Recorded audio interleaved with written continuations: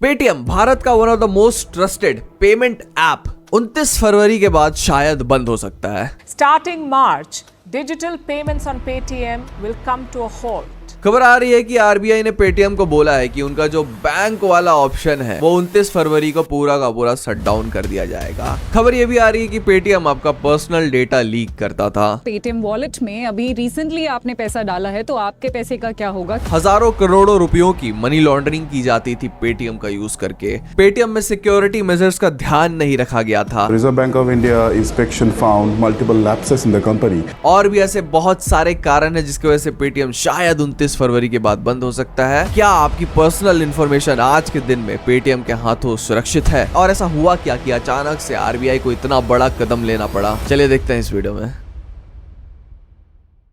नवंबर 8, 2016 नरेंद्र मोदी जी एक ऐसा ऐलान करते हैं जो वर्तमान भारत को हिला के रख देता है और आने वाले भविष्य भारत को पूरा बदल देता है। वो ऐलान करते हैं कि आज से 500 और 1000 के नोट पूरे के पूरे बैन हो जाएंगे। आप बैंक्स में जाइए, उन नोटों को वापस दीजिए और नया नोट अपने हाथों ले जाइए। बैंक्स में लंबी लंबी कतारें लग जाती है, लोग परेशान हो जाते हैं, सुबह से लेकर शाम तक बैंक के सामने खड़े रहते हैं, लेकिन कईयों को नए नोट नहीं मिल पाते हैं। बड़ा ही आपदा का समय रहता है, ये सब परेशान रहते हैं बेसिकली। और वो कहावत तो आपने सुनी होगी, आपदा को अवसर में बदलना। और इसी अवसर का यूज करते हुए भारत में बहुत सारे फिनटेक स्टार्टअप्स आते हैं और बहुत सारे फिनटेक कंपनीज जो कि पहले गुमनाम थे वो नए नए आर्ट्स निकालते हैं अपने। बेसिकली फिनटेक का एक रिवॉल्यूशन आ जाता है इंडिया में। फिनटेक बेसिकली वो कंपनीज होती है जो कि टेक्नोलॉजी का यूज करके फाइनेंसेस हैंडल करती है। बेसिकली वही एप्स जो आप यूज करके पेमेंट करते हैं ऑनलाइन। 2016-17 में जिस ऐप का सबसे बड़ा नाम था वो था पेटीएम। पेटीएम बहुत पहले से इस्टेब्लिश था इंडिया में, लेकिन बहुत सारे लोग इसे यूज नहीं करते थे। लेकिन नोटबंदी के बाद बहुत सारे लोग इसे यूज करने लग रहे थे। पेटीएम एक बहुत कॉमन शब्द बन गया था इंडिया में। ऐसा मैं क्यों बोल रहा हूं, आप जरा सोच के देखिए। लास्ट बार जब आप कहीं यूपीआई पेमेंट करने गए होंगे, आपने दुकानदार से भी यही पूछा होगा कि भैया पेटीएम कर दूं आपको। भले ही आप दूसरे ऐप का यूज कर रहे होंगे, गूगल पे यूज कर रहे होंगे, फोन पे यूज कर रहे होंगे, लेकिन आपकी जबान से एक ही चीज निकला होगा और वो है पेटीएम कर दूं भैया आपको। और दुकानदार भी बहुत सारी जगह यही बोलते हैं कि भैया आप पेटीएम कर दो। पेटीएम एक बहुत ही कॉमन शब्द बन गया है इंडिया में। In fact it's a house hold name now. और लाखों करोड़ों हिंदुस्तानी को इस ऐप पे भरोसा है। 2016-17 में बहुत कम फीचर्स हुआ करते थे पेटीएम में, लेकिन धीरे धीरे जब इस ऐप का नाम बढ़ा तो इसके फीचर्स भी बढ़ने लगे। भारत में बहुत सारे लोग पेटीएम का यूज करने लगे। पेटीएम के अपने डेटा के हिसाब से हम देखें तो उनके आज के active users almost 100 million users से भी ज्यादा हैं। और ये वो यूजर्स है जिनका इन्होंने केवाईसी करा के रखा है। अब केवाईसी बहुत ही इंपॉर्टेंट टर्म होने वाला है इस वीडियो में। KYC is know your customer. ये एक ऐसा प्रोसीजर होता है जो किसी भी बैंक को ऑनलाइन हो या ऑफलाइन हो वो करना बहुत ही ज्यादा इंपॉर्टेंट रहता है। नो योर कस्टमर में बेसिकली पर्सनल डिटेल्स होते हैं आपके, जो कि हर एक कस्टमर के, हर एक यूजर के एक यूनिक डिटेल रहेंगे। पेटीएम के बारे में आज के दिन जो न्यूज आ रही है कि 29 फरवरी को ये शायद बंद हो सकता है, ये लाखों करोड़ों लोगों के लिए एक धक्का है जो कहीं ना कहीं पेटीएम को रोज यूज करते हैं ये विश्वास करके कि मेरी पर्सनल इंफॉर्मेशन सेफ है इनके हाथों में। पेटीएम जब बहुत सारे सालों से भारत में चलता आ रहा है, आखिर ऐसा हो क्या रहा है कि पेटीएम शायद 29 फरवरी के बाद शट डाउन हो सकता है? चलिए देखते हैं। देखिए, बात है 2017 की। आरबीआई का एक विजन था कि बैंक अकाउंट का जो फीचर रहता है उसको भारत के कोने कोने में फैलाया जाए। और इस कोने कोने में फैलाने के लिए बड़े बड़े बैंक्स तो ये कर नहीं सकते थे, कर सिर्फ वही सकता था जिसका ऑनलाइन मीडियम हो, और ऑनलाइन मीडियम सिर्फ फिनटेक्स के पास थे। आरबीआई ने बहुत सारी फिनटेक कंपनी को लाइसेंसेस दिए बैंक अकाउंट खोलने के लिए। ये बैंक अकाउंट वही ऐप के अंदर रहेंगे और इसमें आप 1 लाख रुपए तक रख सकते थे। ये बहुत ही इंपॉर्टेंट है। पेटीएम ने भी अपना बैंक इंट्रोड्यूस किया जिसे बोलते हैं हम पेटीएम पेमेंट बैंक।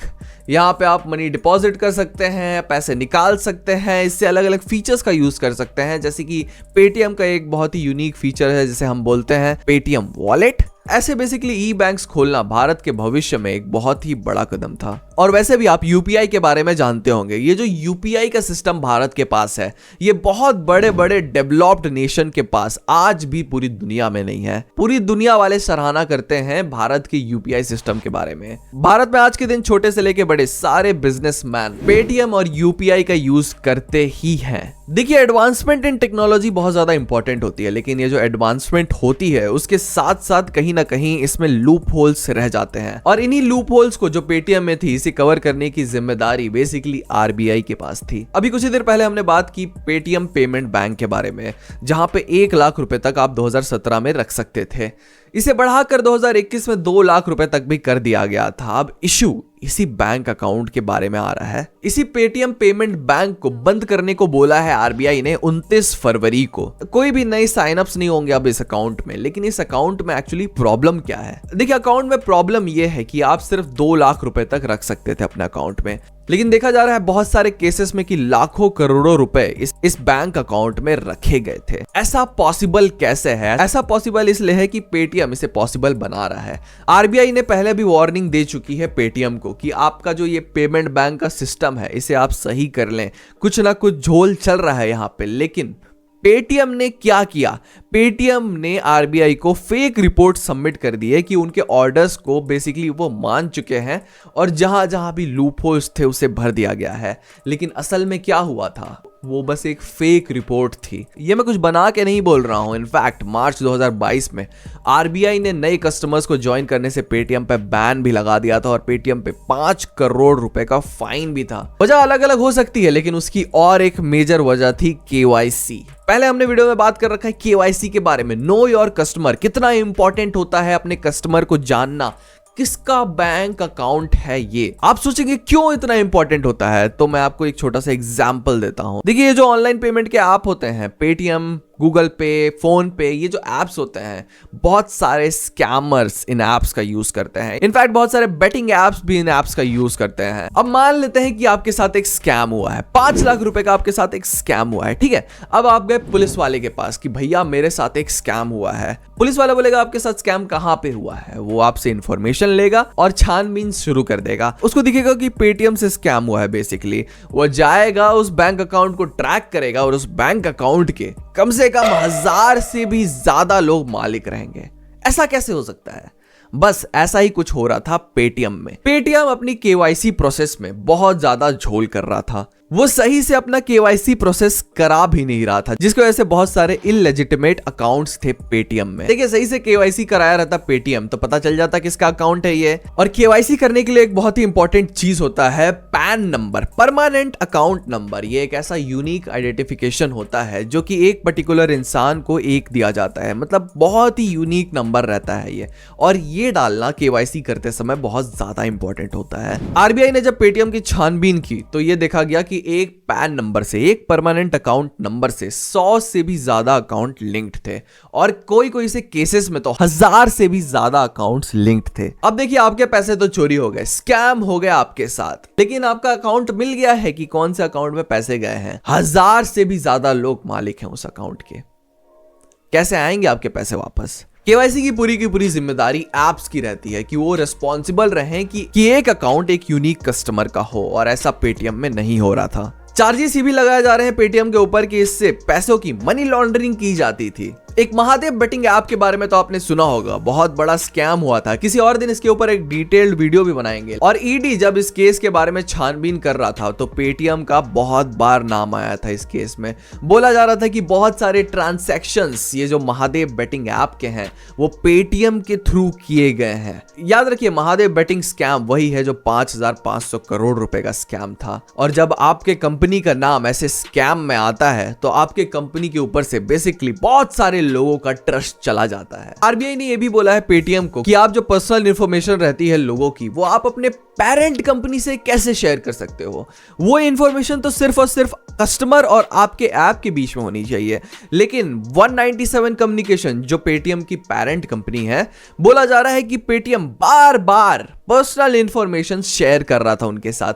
29 फरवरी के बाद ये भी नहीं होना चाहिए, ऐसा आरबीआई ने बोला है। अब ये सब सुनने के बाद किसी का भी भरोसा पेटीएम जैसे ऐप से उतर जाएगा, और यही भरोसा हटते हुए हम स्टॉक मार्केट में देख रहे हैं। दिन पर दिन पेटीएम का मार्केट वैल्यूएशन गिरता जा रहा है। जब पेटीएम का शुरुआत में आईपीओ किया गया था तो इस कंपनी की market valuation 1.4 lakh crore rupees थी, और आज के दिन 30,000 करोड़ रुपए से भी कम हो गई है। देखिए, फैक्ट की बात यह है कि 29 फरवरी के बाद शायद पेटीएम ऐप बंद ना हो, लेकिन उनका जो ये पेटीएम पेमेंट बैंक है ये तो पूरा बंद हो जाएगा। इनफैक्ट पेटीएम नए कस्टमर्स को भी ज्वाइन नहीं करवा पाएगा और भी बहुत सारे फीचर्स बंद हो जाएंगे, जैसे कि फास्ट टैग, एक बहुत ही इंपॉर्टेंट फीचर था पेटीएम में जो बंद हो जाएगा। पेटीएम वॉलेट जो शायद बहुत सारे लोग यूज करते होंगे ये भी बंद हो जाएगा। और एक इंपॉर्टेंट चीज, नेशनल कॉमन मोबिलिटी कार्ड, ये भी आप अब पेटीएम के थ्रू यूज नहीं कर पाएंगे। देखिए, पेटीएम ने ट्वीट करते हुए तो बोला है कि वो आरबीआई के साथ काम कर रहा है अपने इस जो भी है इसको सॉल्व करने के लिए, लेकिन आगे जाके देखते हैं कि आरबीआई और पेटीएम के बीच में एक्चुअली में होता क्या है और क्या सही में इस बार पेटीएम कंप्लाई करेगा आरबीआई की डिमांड्स का, या आरबीआई पेटीएम को सही में हमेशा के लिए भारत से बैन कर देगा। What do you think? क्या आप पेटीएम अभी भी यूज करेंगे? क्या अभी भी आपका भरोसा है पेटीएम के ऊपर, आरबीआई जब इतना बड़ा बड़ा आरोप लगा रही है इस कंपनी के ऊपर? Let us know in the comment section below. हम ऐसी वीडियोस बनाते रहते हैं तो हमारे चैनल को सब्सक्राइब करके जाना ना भूलें। आज की वीडियो में सिर्फ इतना ही, मिलते हैं अगले वीडियो में।